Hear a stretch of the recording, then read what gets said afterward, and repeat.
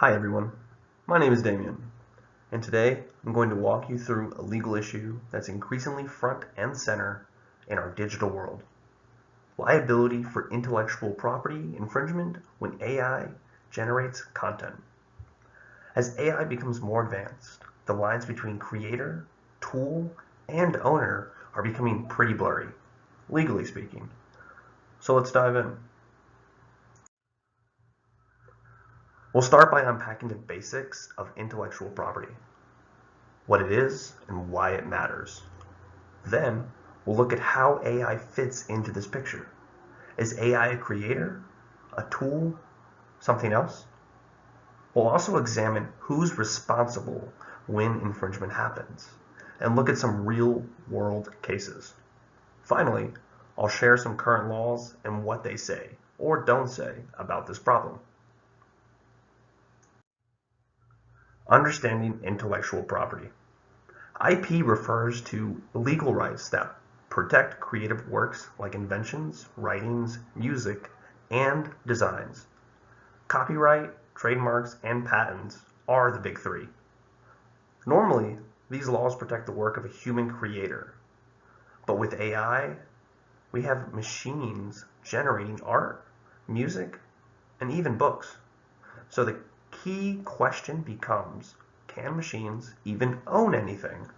And if not, who does? The legal landscape. Here's where things get tricky.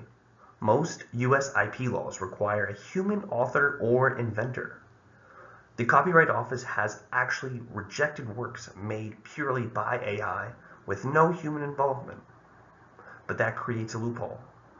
If AI can't hold copyright, does that mean no one owns the work? Or worse, can someone just take it freely without consequence?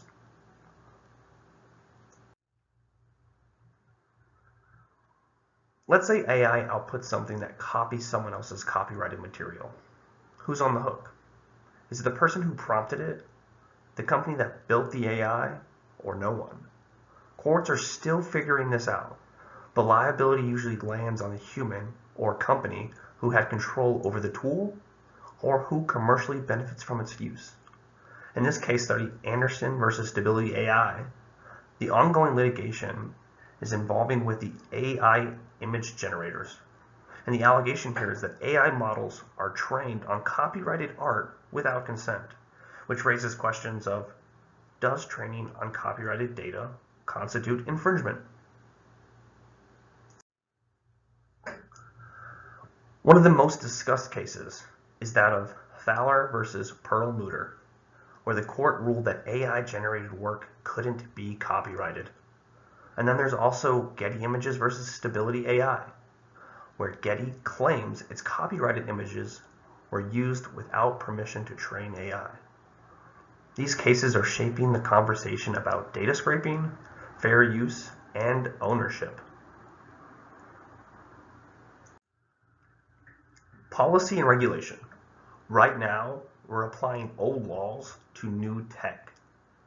The Copyright Act doesn't mention AI. And under current statutes, only a person can hold copyright.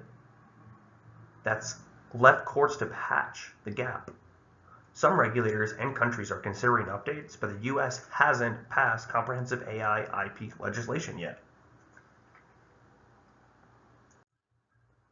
Some recommendations. This opens a huge ethical dilemma. On one hand, artists want to protect their work, and on the other, AI needs data, and sometimes copyrighted data, to learn. Should AI companies pay licensing fees for training data? Should they disclose their sources? Should consumers be told when something was AI made? And these are questions and recommendations that are just scratching the surface. To wrap it all up, we're in a transition phase. The law hasn't caught up to the tech, which leaves a lot of uncertainty.